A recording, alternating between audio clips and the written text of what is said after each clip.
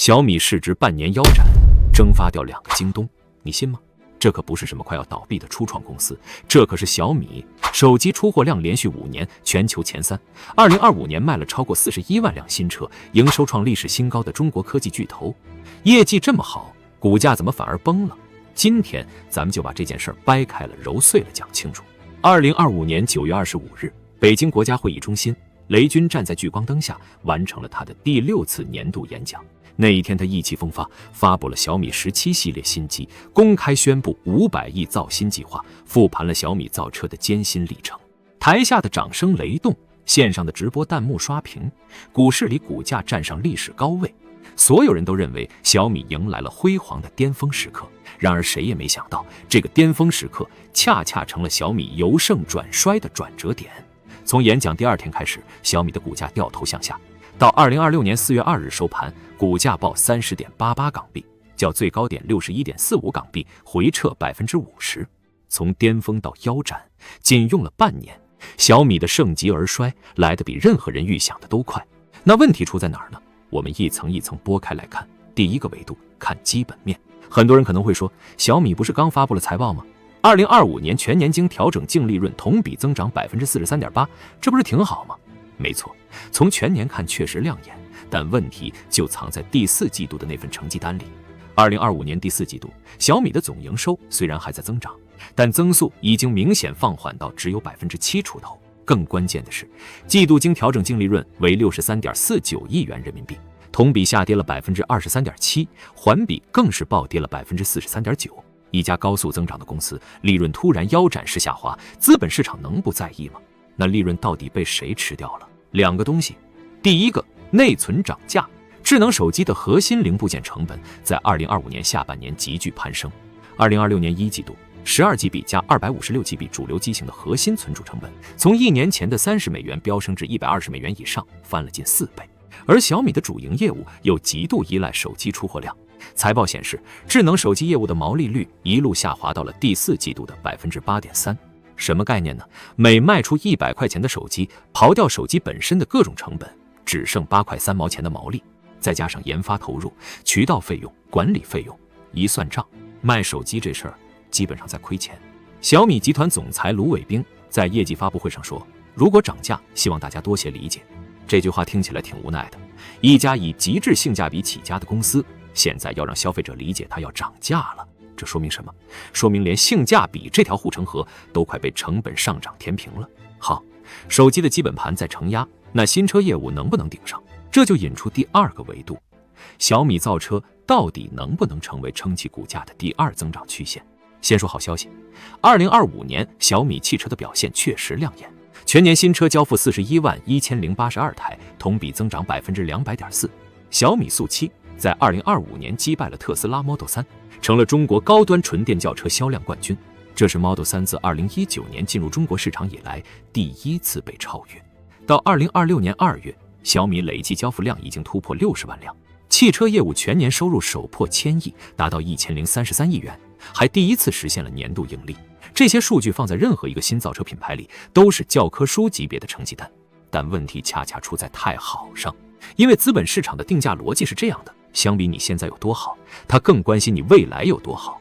小米汽車在2025年的爆發式增長，很大程度上是靠速7這個爆款車型拉動的，但一款車的生命周期是有限的。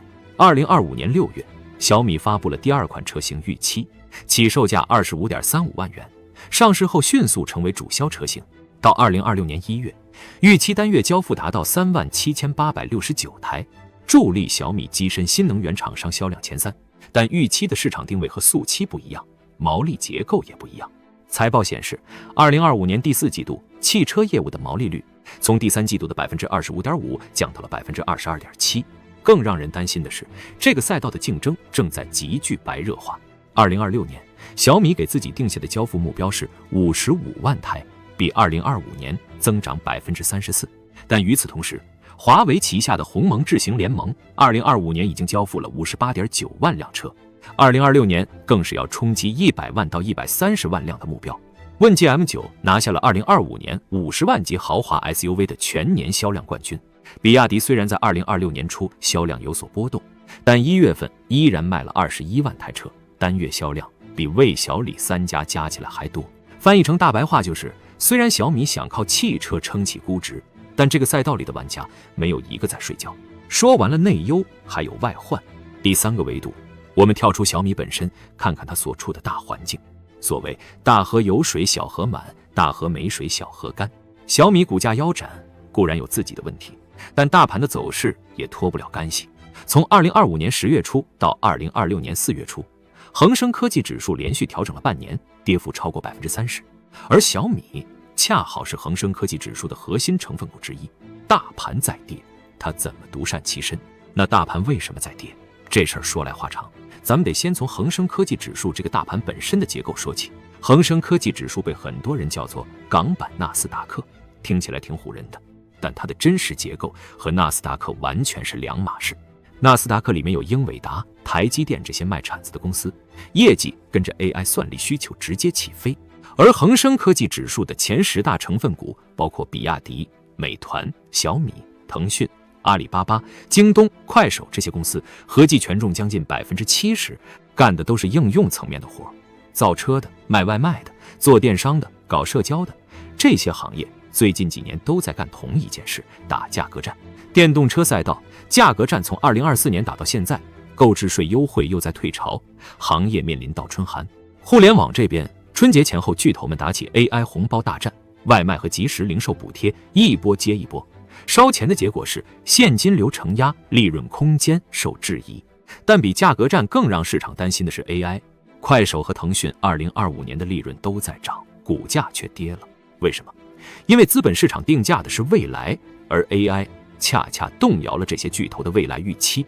2026年以來 ，AI 景氣度集中在半導體、算力這些上游硬件，賣鏟子的吃肉。恒生科技指數裡的公司是拿鏟子挖礦的，本來就賺得少，更麻煩的是有被 AI 替代的風險。社交、遊戲、廣告這些傳統應用正在面臨被大模型整合或迭代的威脅。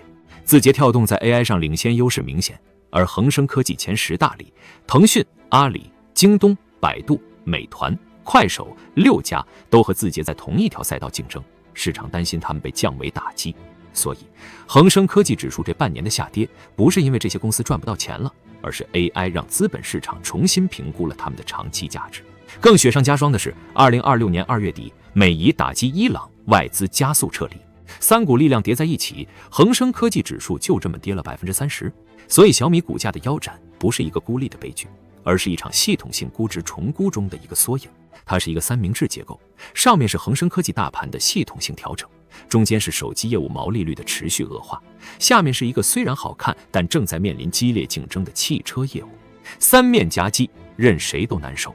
但話說回來，小米這家公司有一個很有意思的特質，它經歷過好幾次快要不行了的時刻，然後每次都咬着牙挺過來了。